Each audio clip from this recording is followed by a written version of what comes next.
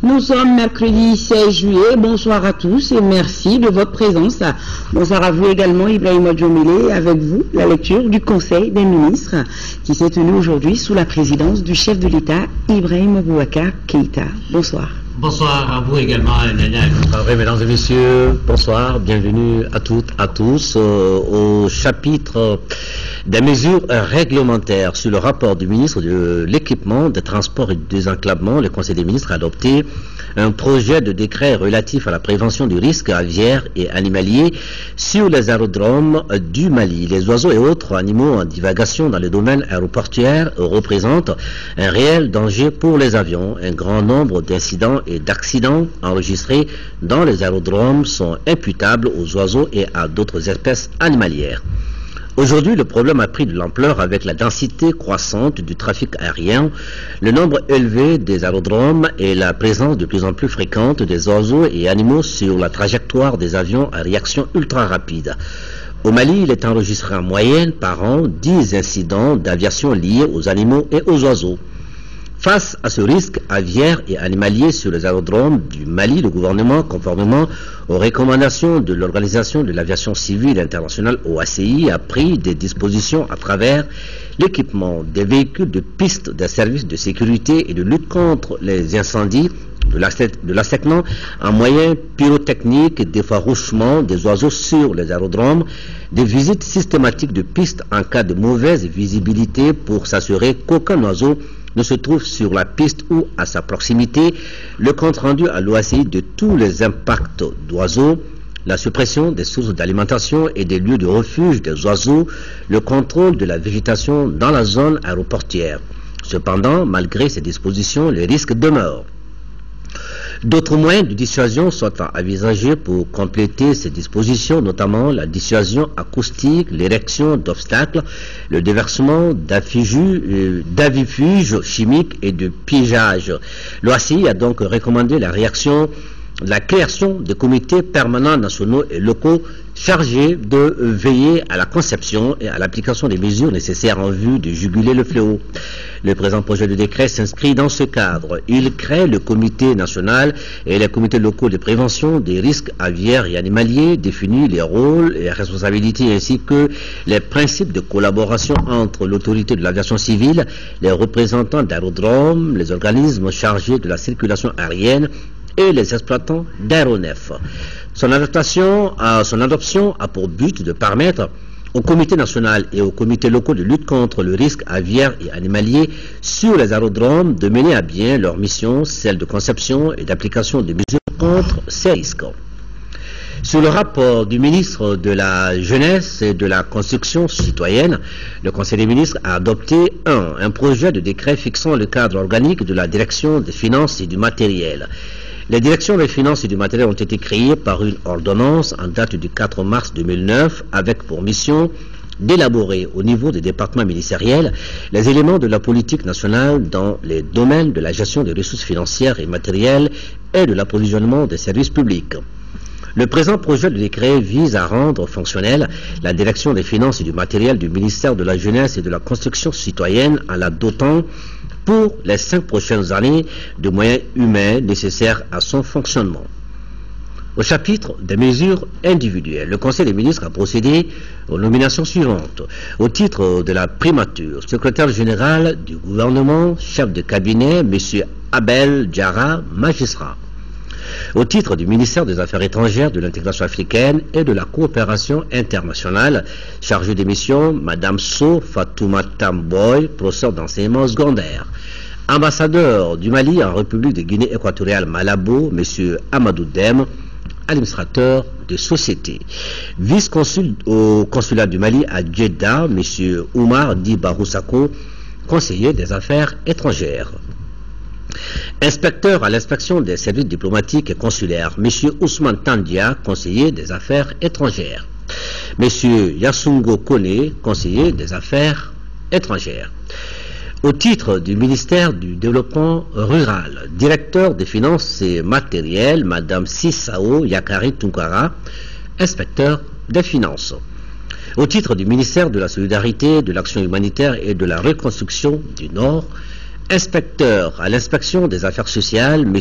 Aboubakar Amidou Maïga, administrateur de l'action sociale. Directeur national de la protection sociale et de l'économie solidaire, M. Mohamed Bassirou Traoré, administrateur de l'action sociale. Au titre du ministère de l'Environnement, de l'Eau et de l'Assainissement, directeur général de l'Agence nationale de gestion des stations d'épuration du Mali, Madame Sangaré Assian Sima, ingénieure des constructions civiles. Au titre du ministère de la décentralisation et de la ville, directeur des finances et du matériel, Madame Awa Keita, inspecteur des finances. Au titre du ministère de l'Urbanisme et de l'Habitat, conseiller technique, M. Issa Ologem, ingénieur de construction civile. Au titre du ministère de l'Artisanat et du Tourisme, conseiller technique, M. Modibo Mamadou Djakité, professeur principal de l'enseignement secondaire. Inspecteur à l'inspection de l'artisanat et du tourisme, M. Ousmane Diallo, numéro matricule 446-82T, inspecteur du Trésor. Au titre du ministère de la Culture, conseiller technique, M. Bouaïma Fofana, professeur. Directeur général du Centre international de conférences de Bamako, CICB, M. Paul Ismaël Boro, maîtrise en sciences de l'éducation. Au chapitre des communications, au titre du ministère de la Femme, de l'Enfant et de la Famille, le Conseil des ministres a examiné une communication relative à la politique nationale de promotion et de protection de l'enfant du Mali et son plan d'action quinquennal 2015-2019. Le Mali s'est inscrit dans une dynamique réelle d'amélioration des conditions de vie de l'enfant malien et de surveillance des progrès réalisés en souscrivant aux différents engagements internationaux. Ainsi, le gouvernement a développé des programmes et projets pour la promotion de l'enfant par l'adoption des mesures juridiques et institutionnelles, ainsi que des actions directes de prévention et de réhabilitation à l'effet d'assurer à l'enfant le meilleur état de santé, d'éducation et de protection. L'adoption du plan d'action national décennal pour la survie, le développement et la protection de l'enfant en 1991-2001, qui sera renforcé d'une politique et d'un plan d'action 2002-2006 pour la promotion de la famille et de l'enfant, témoigne de cette volonté. La mise en œuvre de ces politiques et plans d'action a permis d'enregistrer des progrès notables dans les domaines comme l'éducation, la santé, la protection et la participation de l'enfant. Malgré ces progrès et les efforts fournis par l'État et ses partenaires, les enfants restent encore exposés dans notre pays à diverses formes de violence, d'abus, d'exploitation et de négligence. Les secteurs de la survie, du développement et de la promotion sont encore en deçà des objectifs fixés par le programme de développement économique et social. Cette situation, notamment en ce qui concerne les droits de l'enfant, s'est dégradée avec l'avènement de la crise institutionnelle et sécuritaire qu'a connue notre pays en 2012.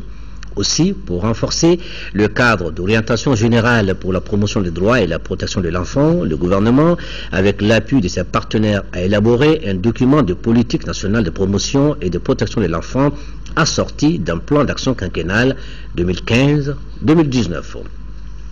La politique nationale de promotion et de protection de l'enfant a pour objet de contribuer à la création d'un environnement juridique, institutionnel favorable à la promotion et à la protection de l'enfant en bâtissant un consensus national au profit du développement intégré de l'enfant.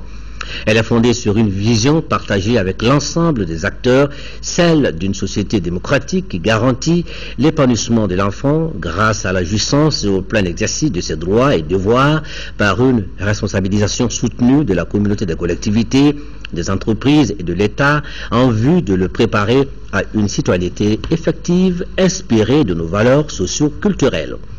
Les différents axes d'intervention prioritaires de la stratégie de mise en œuvre de la politique s'articule autour des 4 domaines de droits de l'enfant et du développement institutionnel et repose sur des fondements politiques, juridiques, socioculturels et économiques. La mise en œuvre du plan d'action 2015-2019 de la politique nationale de promotion et de protection de l'enfant devra coûter 27 milliards 812 millions 400 000 francs CFA environ. Voilà, Nyanya Alou Traoré, un peu long, le Conseil des ministres. En tout cas, c'est la fin. Et bonne suite. Merci, Ibrahima. La France et le Mali raffermissent davantage leur coopération militaire. Les deux pays ont signé cet après-midi le traité de coopération en matière de défense. Le document a été paraphé par les deux ministres en charge de la question. Ce nouvel accord permet à la France d'obtenir une base juridique pour sa présence militaire au Mali après l'opération Serval. Juste après la signature du document, le président de la République, Ibrahim Boubacar Keïta, a reçu les deux ministres. Voilà la signature entre les deux ministres en charge de la défense du côté malien et français. Là-dessus, je vous propose d'écouter le ministre français de la Défense, Jean-Yves Le Drian, au micro de Ibrahim Traoui. Nous avons signé traité de coopération de défense qui remplace un accord qui existait déjà, qui était un accord de coopération de sécurité qui datait de 1985. Et donc il était nécessaire que les relations entre nos deux pays soit garantie juridiquement par un acte de cette importance, comme on le fait d'ailleurs avec le Sénégal et avec la Côte d'Ivoire. Ça permet de fixer le cadre d'une coopération.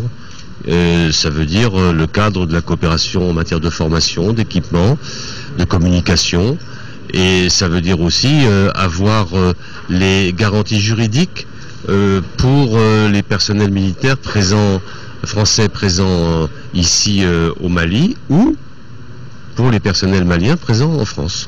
Voilà, ce cadre-là était nécessaire. Le président Ibrahim Boubacar Keïta le souhaitait et le président Hollande lui avait donné son accord, donc je l'ai signé tout à l'heure et c'est une bonne chose pour nos relations. Qu'est-ce que ça va changer concrètement aujourd'hui dans la situation actuelle du pays, au Mali, concrètement? Ça n'a rien à voir avec l'accord opérationnel. Il faut bien s'entendre. Il y a un accord opérationnel qui existe depuis le mois de mars 2013 pour les opérations qui sont en cours. Le traité de coopération est un cadre beaucoup plus vaste et beaucoup plus sur la longue durée. Je ne vais dire qu'une seule chose. Nous avons toujours dit qu'il n'y avait qu'un seul Mali. Et donc, à terme, il n'y aura qu'une seule armée. Et je veux dire une deuxième chose, c'est que je suis très heureux que des conversations aient lieu aujourd'hui à Alger pour permettre vraiment la réconciliation au sein du Mali. Parce que si la France est intervenue, si des Français ont donné leur vie pour le Mali, c'est bien pour que tout le monde se mette autour de la table pour la vraie réconciliation. Nous allons revenir sur cette signature du traité dans nos éditions de demain. Le président de la République a décoré cet après-midi 3 militaires français. Il s'agit des généraux Foucault, commandant de l'opération Serval, et Nogueux du cabinet du ministre de la Défense. Le troisième est le colonel Thierry Marchand, également du cabinet du ministre de la Défense. Les deux premiers ont été élevés à la dignité de grand officier de l'Ordre national du Mali et le colonel Marchand a été fait commandeur de l'Ordre national du Mali. La cérémonie s'est déroulée dans la salle de banquet de Koulouba en présence de plusieurs personnalités. Voilà, c'était cet après-midi à Koulouba. Cérémonie de décoration. Direction Alger où s'est ouvert aujourd'hui les pourparlers inclusifs intermaliens pour la première fois depuis l'accord de Ouagadougou signé le 18 juin 2013. Le gouvernement du Mali et les groupes armés du Nord se retrouvent cette fois-ci à Alger. L'objectif de cette initiative du voisin algérien est d'aider le Mali à aboutir à un accord de paix global et définitif pour mettre fin à une crise qui n'a que trop duré. Une séance inaugurale qui s'est déroulée en 3 phases, nous précisent nos envoyés spéciaux à Alger, Idrissa Traoré et Yaya Konaté. Dans la salle E de l'hôtel El Horaci d'Alger, tous les acteurs mobilisés pour la séance inaugurale des pourparlers inclusifs intermaliens avaient pris place depuis 1 heure, tous à l'exception des groupes armés qui ne tarderont pas à arriver, mais pas ensemble. Problème de coordination, les mouvements en état de belligérance avec l'État du Mali, MNLA et ACUA notamment, refusent de faire chemin avec les autres. C'est donc avec ce premier groupe appelé signataire de la déclaration d'Alger que se déroulera la première phase de la séance. Mais précise Djeri Mohamed Maïga, président de cette coordination, ils ne sont pas venus débattre de questions de fond n'ayant pas été suffisamment associés au processus selon lui, qu'à cela ne tienne. Nous, on est venu pour un premier contact avec le Mali et puis faire une feuille de route avec le Mali et poser les questions de comment, quand pour parler et savoir être d'accord sur les médiateurs. Et voilà. Le gouvernement malien, conditions d'intégrité des territoires. Non, ça ne pose pas de problème. On a accepté l'intégrité territoriale du Mali, on a accepté le caractère laïque de l'État du Mali. Ce qui se joue maintenant, c'est à l'intérieur du Mali. Oui. Comment nous allons nous asseoir dans ce Mali-là? Il faut que le Mali change, ça ne sera pas dans ce Mali. C'est ça le problème. Aujourd'hui, la cohésion s'est effritée. Les gens n'ont pas confiance les uns aux autres. Il faut qu'on arrive à voir maintenant comment faire pour faire un nouveau Mali plus fort que le Mali qu'on a connu. Une fausse note de départ qui n'entame en rien l'optimisme des uns et des autres, surtout pas de la partie gouvernementale venue à Alger avec un objectif clair, ouvrir de véritables négociations devant aboutir à un accord de paix global et définitif. L'important pour nous, c'est que le message délivré par la coordination des mouvements des Frères du Nord s'inscrit clairement dans le cadre de nos lignes rouges. Ils reconnaissent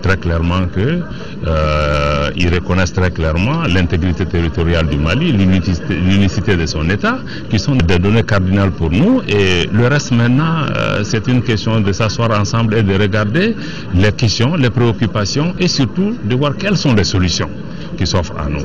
Donc nous sommes à l'écoute par rapport à ces questions et nous sommes ici pas de façon passive, mais nous sommes là pour rechercher ensemble les solutions qui répondent aux défis des Maliennes et des Maliens, en particulier les Maliens qui vivent dans les régions septentrionales du pays. Donc a priori, il n'y a pas de raison qu'on ne s'entende.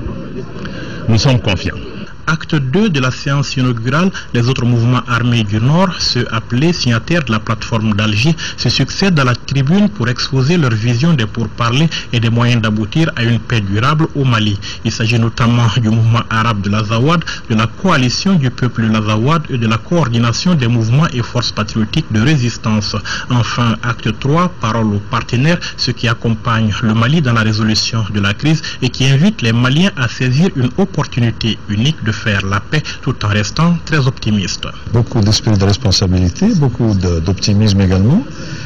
Cette rencontre est déjà un point d'aboutissement, donc nous nous réjouissons de tout ce qui a été réalisé, mais c'est aussi le point d'un nouveau départ, et le nouveau départ postule qu'il y ait une mentalité ouverte de la part de tous les protagonistes, postule également que tout le monde soit animé du souci de ménager les vies des Maliens, de ménager l'aspiration des Maliens à vivre, à se donner la chance d'une vie de convivialité, de paix, de stabilité, de sécurité dans le contexte de l'approfondissement du processus démocratique malien et des réformes que son Excellence le Président Ibrahim Boubacar Keïta a annoncé vouloir apporter, marquer de l'empreinte de cette ouverture d'esprit, de cet esprit de réforme, le mandat qui lui a été confié par le peuple malien frère. Il n'y a pas d'alternative. Je suis aussi optimiste parce que je crois qu'il y a de beaucoup de côtés une réalisation qu'il faut avancer. Je crois aussi que c'est important de dire que ça ne va pas se faire dans des journées. Il faut construire la paix. Ça veut dire qu'il faut des vraies négociations, avec une bonne méthode, avec les gens qui se parlent, qui disent la vérité, mais au fond veulent aller travailler dans l'intérêt de leur population. Je crois que la population malienne est fatiguée des conflits, ils sont fatigués de tourner en rond, ils veulent vraiment un pays stable, dans lequel il y a des nouveautés, des innovations acceptées par tous. Sur des notes d'espoir, la séance inaugurale s'achève et avec elle, sans doute, le temps des discours. Et les pourparlers proprement dits peuvent enfin commencer. Les prochains jours s'annoncent décisifs. Restons à Alger où se sont ouverts les pourparlers inclusifs intermaliens.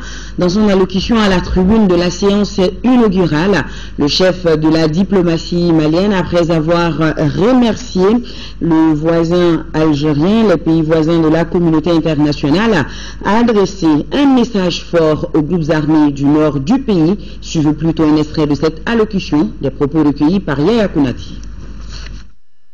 Chers frères et sœurs des mouvements du nord du Mali,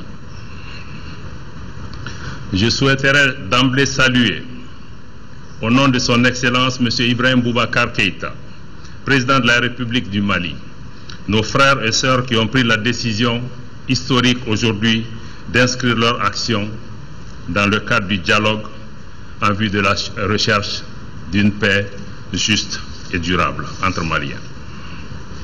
À tous, j'aimerais rappeler qu'à l'échelle de l'histoire du Mali, ce qui s'est passé depuis 2 ans et demi est un épisode douloureux, mais un épisode quand même.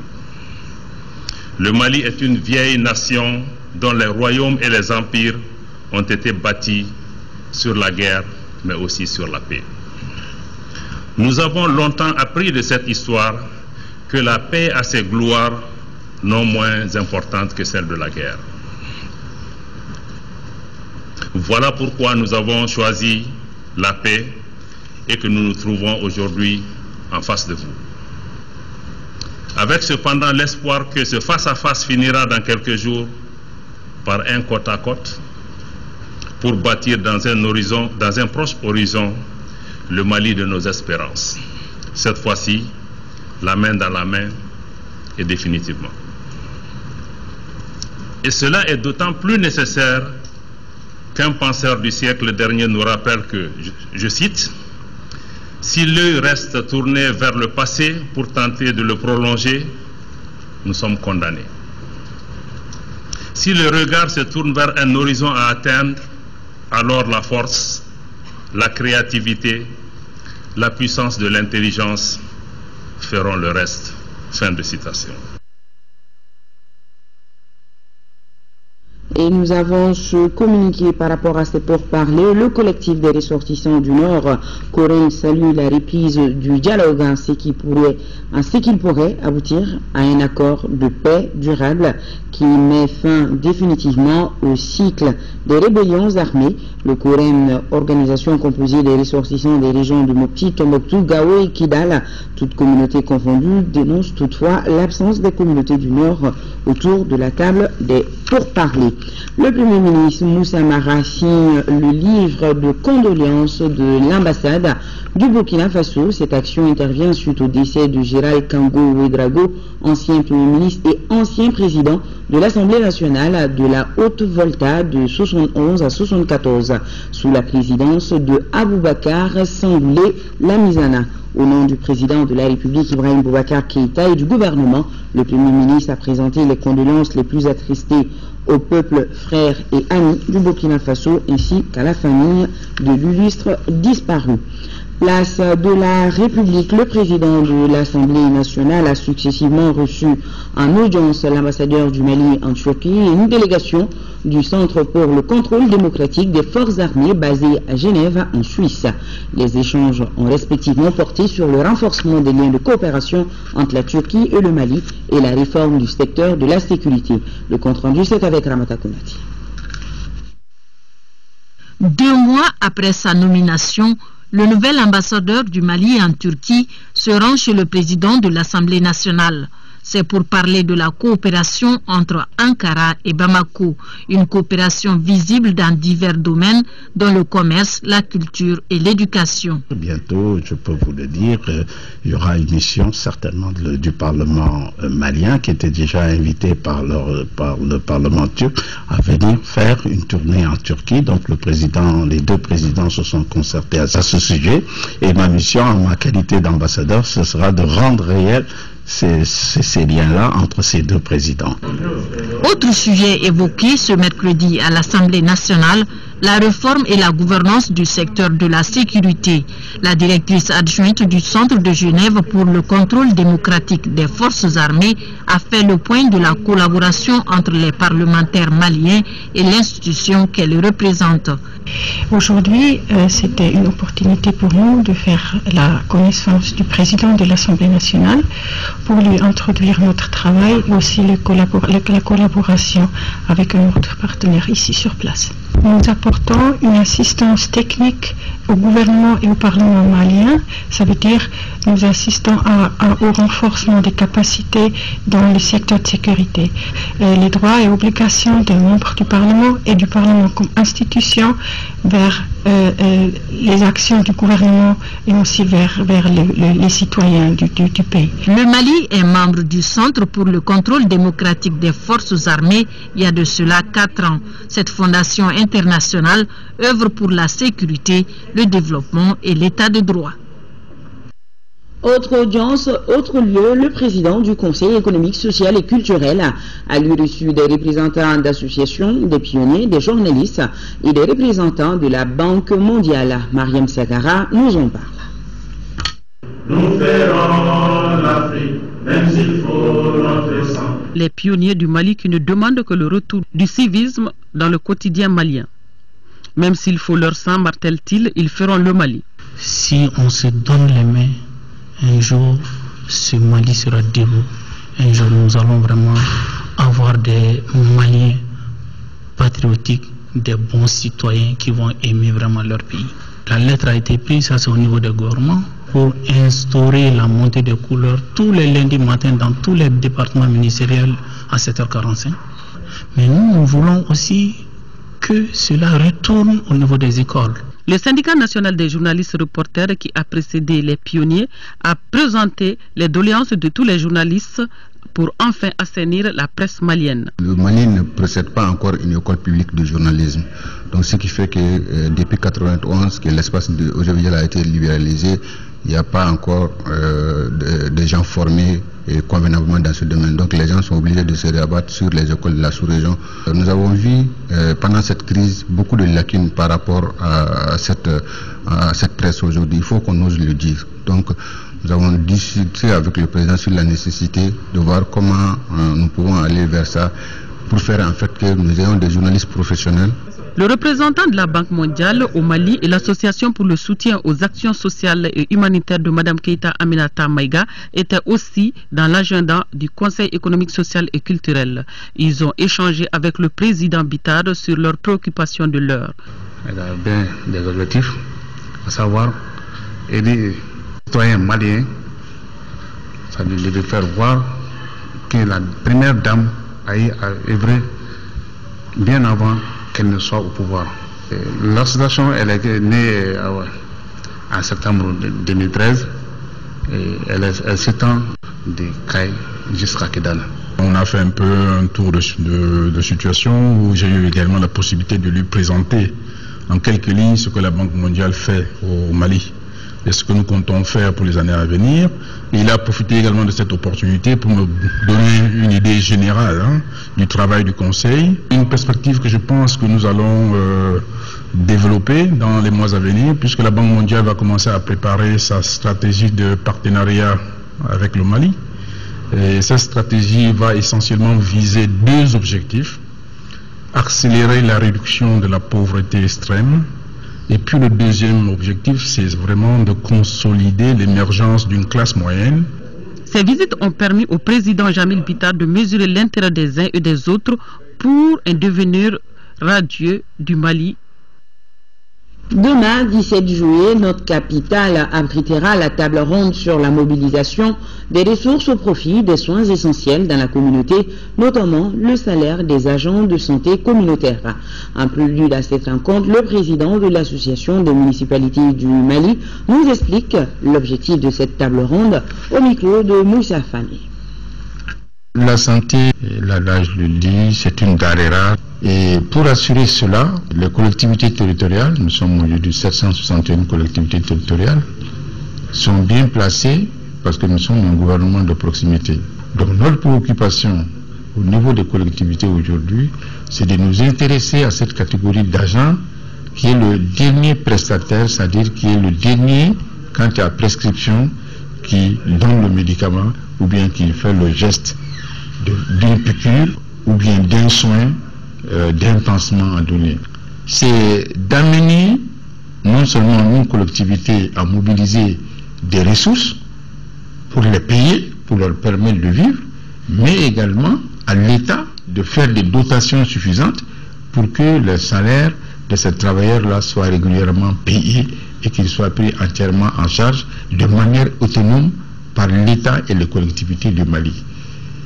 Les agences de coopération, ce qu'on appelle les bailleurs de fonds, nous ont aidés jusqu'ici. mais ça ne peut pas être éternel. Nous avons l'ambition de mobiliser sur les 5 ans à venir au moins 1 milliard par an. Voilà, et comme nous parlons de santé, Espace Santé est désormais disponible dans les kiosques. Ce premier numéro traite entre autres de la problématique d'une prise en charge d'excès de cholestérol dans le sang humain, de la prise de médicaments durant le Ramadan. Voilà, Espace Santé dans les kiosques.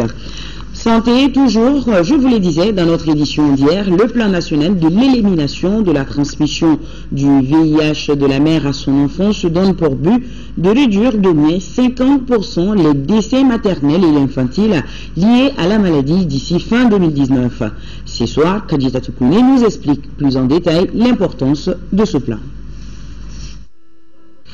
Éliminer la transmission mère-enfant du VIH-Sida de 2015 à 2019, les autorités, les partenaires techniques et financiers et tous les acteurs impliqués veulent faire de ce rêve une réalité. Le programme de prévention de la transmission mère-enfant a démarré chez nous en 2001 et a connu depuis des avancées significatives. Qu'à cela ne tienne, sur les 15 millions de Maliens, environ 100 000 personnes sont infectées et chaque année, 3 700 nouvelles infections sont enregistrées. C'est ce qui a amené les autorités à tirer la sonnette d'alarme.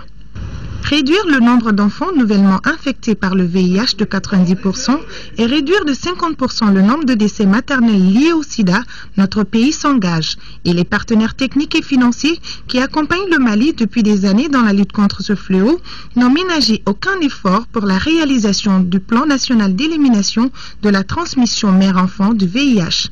L'ONU-SIDA a lancé l'initiative des Premières Dames d'Afrique pour l'élimination de la transmission du VIH de la mère à l'enfant. Et pour que notre pays se classe parmi les pays les plus avancés en matière de lutte contre la pandémie, Keita Aminata Maïga appelle au renforcement des efforts. Nous devons renforcer nos efforts dans le domaine de la transmission mère-enfant. Nous devons éliminer la transmission du VIH de la mère à l'enfant au Mali. Nous devrons faire en sorte que plus aucun enfant ne naisse séropositif au Mali. Le plan national d'élimination de la transmission du VIH de la mère à l'enfant se fixe comme objectif une génération sans sida. Le programme dans son entièreté est ambitieux car nous voulons réduire le taux de transmission du VIH de la mère à l'enfant de 16 à moins de 4%. C'est possible, c'est faisable. Revoyons les méthodes de sensibilisation. Je lance un appel à toutes les Maliennes, à tous les Maliens pour dire que le sida n'est pas une maladie honteuse. Sa caractéristique, qui est la déficience immunitaire, ouvre les portes à toutes les maladies. Alors même un rhume, une légère infection peut tuer. Prenez vos médicaments, continuez le traitement même si vous vous sentez mieux. Ensemble, avec les associations de jeunes, de femmes, les organisations religieuses, culturelles, sociales, économiques, les secteurs publics, privés, la société civile, redoublons d'efforts pour éliminer ce fléau. Sur ce, je lance ici et maintenant le plan national d'élimination de la transmission du VIH de la mère à l'enfant. Vive le Mali sans sida. Le groupe Nyogolon et la chorale des personnes vivant avec le VIH-Sida ont rappelé l'importance du dépistage du VIH-Sida pendant la grossesse pour éviter toute transmission de la mère à l'enfant à travers chants et sketchs. Et nous allons rester avec la première dame qui poursuit ses actions caritatives. Du mois béni, tourité aux populations de la commune 1 de recevoir 5 tonnes de riz et 2 tonnes de sucre. Pour le rappel, le don s'inscrit dans le cadre de l'opération Ramadan initiée par l'épouse du président de la République. Nous Sissoko, compte rendu. Après les communes 2, 3 et 5 du district de Bamako, c'était au tour de la commune 1 d'accueillir l'opération Ramadan organisée par la première dame, Keita Aminata Maïga.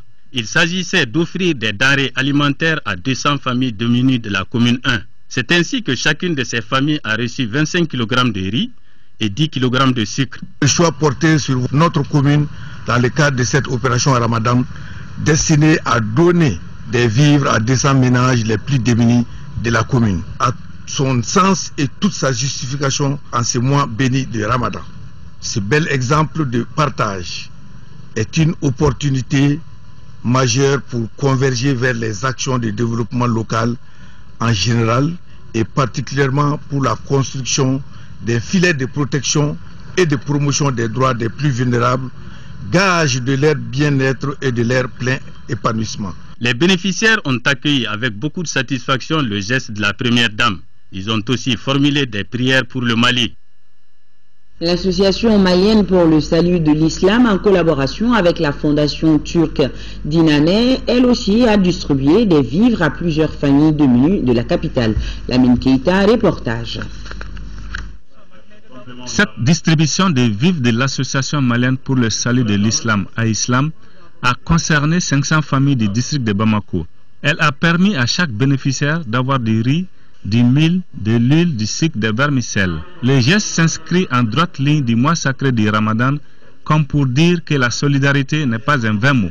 L'association Islam, chaque année, il fait comme ça des distributions de vivres pour les familles pauvres et surtout les femmes qui sont perdues de leur mari. Je suis très heureux en la mesure où même une graine de riz, quand quelqu'un arrive à te donner pour la rupture des gens, ça a déjà rempli une grande part dans le panier. Le chef de mission de l'ambassade de Turquie au Mali s'est réjoui du geste. Il a souligné que son pays sera toujours aux côtés des démunis. Dans chaque graine de riz, il y a l'amitié, il y a la sympathie de chaque personne qui ont fait les dons depuis la Turquie. L'association prévoit également une rupture collective du jeûne aujourd'hui en faveur de 1000 personnes à Ouelessebougou. Et dans la cité des 333 saints, le gouvernement du Mali, à travers le ministère en charge de l'action humanitaire, a offert des dons d'une valeur de 45 millions de francs CFA, un don destiné aux couches vulnérables. ERTM Tombouctou et Atandina. En ce mois béni du Ramadan, le ministère de la Solidarité et de l'Action humanitaire a procédé à une opération de distribution de vivres et de non-vivres aux 5 cercles de la 6e région. Cette donation a pour objectif d'atténuer les effets de la cherté de la vie des populations vulnérables. En termes de vivres et de non-vivres, le coût est estimé à 45 millions. Donc nous pensons que peut-être par rapport aux besoins, il faut encore plus de moyens. Mais nous pensons qu'avec ce qu'on a aujourd'hui, on peut soulager les souffrances des uns et des autres. Ces vivres viennent à un moment où les handicapés, particulièrement de Tombouctou, sont dans le besoin. Donc on ne fait que remercier très vivement la direction du développement social. Les bénéficiaires sont entre autres la coordination régionale des personnes handicapées, le service social des armées, les rapatriés et les déplacés. Les autorités régionales se réjouissent de cette action humanitaire du département en charge de la solidarité. C'est une action salvatrice qui essaie de nous amener à un grand ressort pour accepter de plein gré toutes les peines que nous traversons déjà. En tout cas, au nom de la population de Tombouctou, nous disons merci au département et pour cette action qui ne fait que nous honorer. Une remise symbolique aux différents préfets des cercles de la région de Tombouctou a mis fin à la cérémonie. Sur un tout autre chapitre, ouverture ce matin au grand séminaire du Samaya de l'Assemblée plénière de l'Union des prêtres du Mali. Cette rencontre va former les prêtres du Mali sur la gestion administrative des paroisses et institutions de l'Église catholique au Mali. Le reportage de Laurent Diakité. L'Union des prêtres du Mali, UPM, est une association apolitique à vocation religieuse visant à favoriser l'entente, la solidarité et la communion entre l'ensemble des prêtres diocésains et à soutenir les évêques du Mali dans l'accomplissement de leur mission pastorale. L'UPM est un instrument important que nous devons préserver et consolider à tout prix pour maintenir les relations de fraternité entre les prêtres que nous sommes au-delà des frontières diocésaines. En effet, l'Union des prêtres du Mali, comme toutes les autres unions et associations, a un avant, un pendant et un après. Un avant de rencontre de planification d'activités et d'attribution de responsabilités. Qui fait quoi? Un pendant de réalisation des activités programmées et un après d'évaluation. Nous sommes réunis pour cette troisième étape Le Seigneur qui nous invite nous dit que son joug est facile à porter et son fardeau léger. Dans son intervention, l'archevêque de Bamako a remercié tous les prêtres du Mali ainsi que les membres du bureau sortant pour tout ce qu'ils ont fait pour l'Église au Mali dans l'exercice de leur ministère. Et le ministre chargé des Affaires religieuses et du culte a demandé aux prêtres d'être toujours au service de l'Église au Mali. Il a été dit, le plus grand parmi vous, c'est le serviteur, c'est celui qui sert. Et le meilleur parmi ceux qui servent, c'est celui qui se fait esclave. Donc soyez des serviteurs, soyez des esclaves pour la bonne cause, pour la cause du Christ. Les prêtres du Mali sont à Samaya pour 4 jours de prière, de partage, de formation et d'échange sur la vie des diocèses en particulier et sur les activités pastorales en général. Et ce communiqué du Haut Conseil islamique du Mali, le Haut Conseil islamique du Mali, au nom de la communauté musulmane du Mali, exprime son soutien indéfectible au peuple palestinien et prie pour le repos des âmes disparues tout en souhaitant prompt rétablissement aux blessés. Le NDI a initié un atelier pour permettre aux autorités nationales de mieux comprendre et apprécier le rôle et le potentiel des femmes dans le processus de dialogue de paix et de réconciliation. Mamoudou Sidibé, reportage. Cet atelier qui regroupe les femmes leaders des communautés vise à leur apprendre et à les sensibiliser sur le rôle des femmes dans le processus de réconciliation et de dialogue national. Le présent atelier, le NDI vise essentiellement à informer les femmes leaders sur les situations, les institutions impliquées dans le processus de réconciliation, faciliter des échanges sur les initiatives de paix et de dialogue au niveau national, au niveau local, inter- et intracommunautaire. La résolution 2122 du Conseil de sécurité des Nations Unies souligne à juste titre l'importance de la participation des femmes à toutes les phases de la prévention des conflits.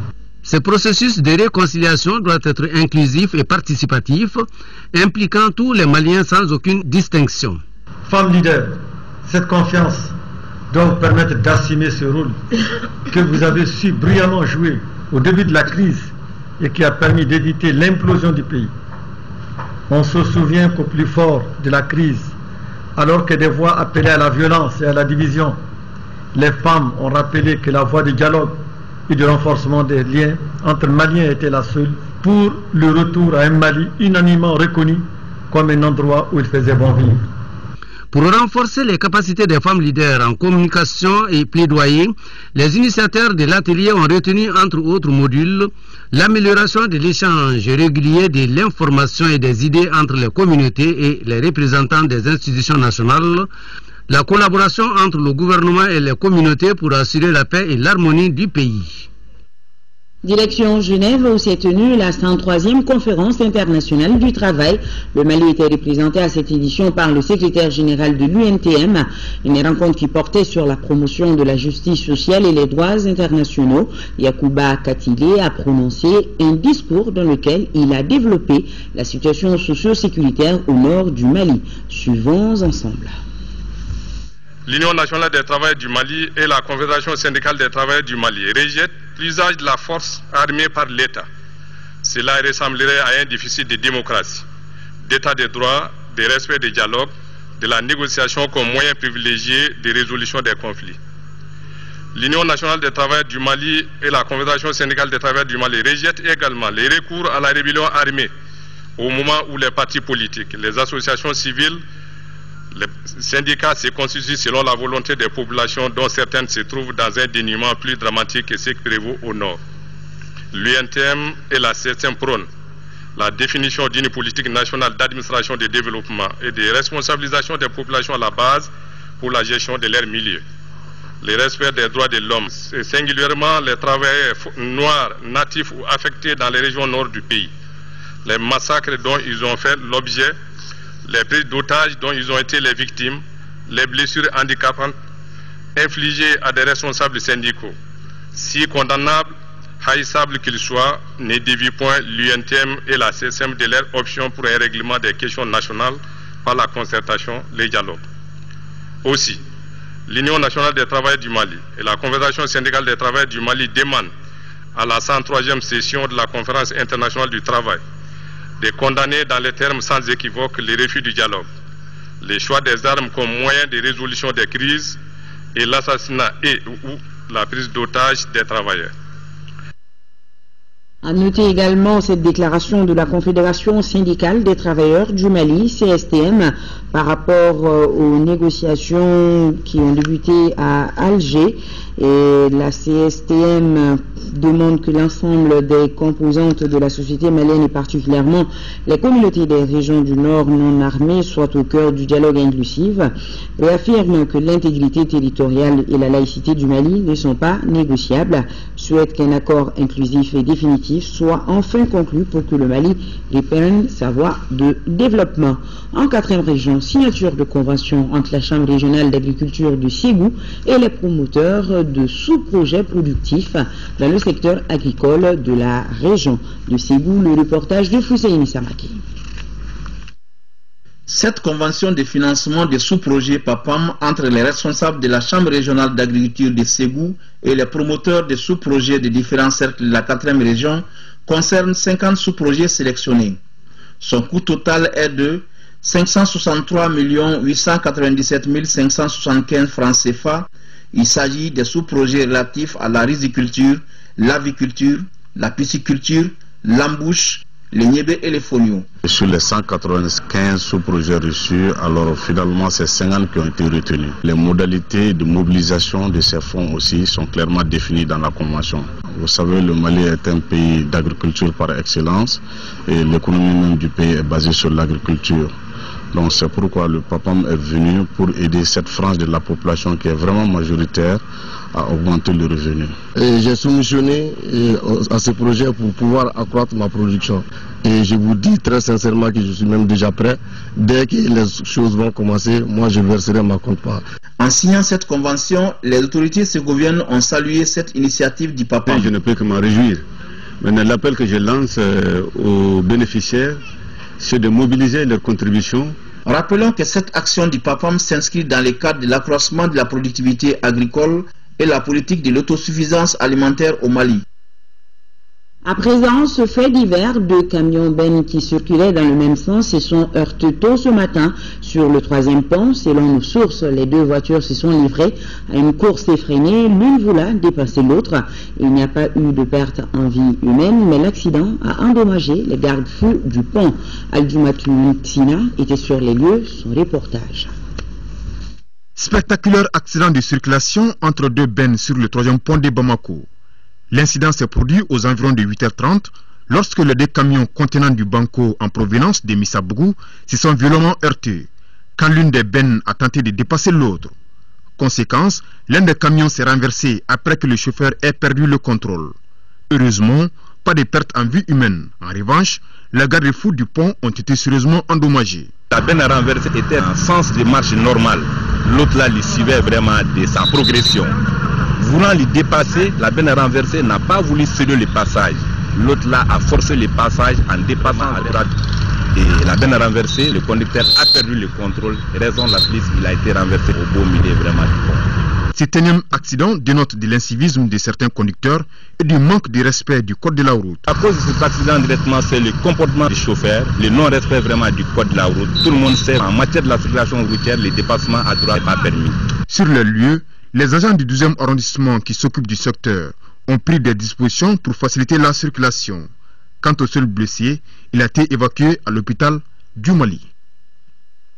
Et en prélude aux prochaines opérations de recensement administratif à vocation d'état civil, avec phase complémentaire, le gouverneur du district de Bamako invite tous les anciens agents recenseurs à se faire enregistrer auprès de leurs maires respectifs avant le dimanche 20 juillet 2014. Le gouverneur du district de Bamako compte sur la compréhension et l'engagement patriotique de chacun. Inauguration dans la commune rurale de Yerere, dans le cercle de Nioro du Sahel, d'une médersa de 3 classes et d'une maternité, fruit de la coopération entre la Fondation d'Inané de Turquie et l'Association islamique pour le salut. La correspondance de Moussa Diakité.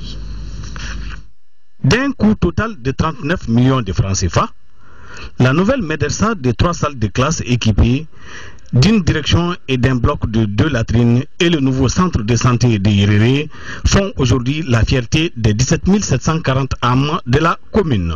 Il y a beaucoup des activités que je suis en train d'étudier pour la cause des femmes, voilà, soumettre aux bailleurs pour qu'ils puissent venir en aide.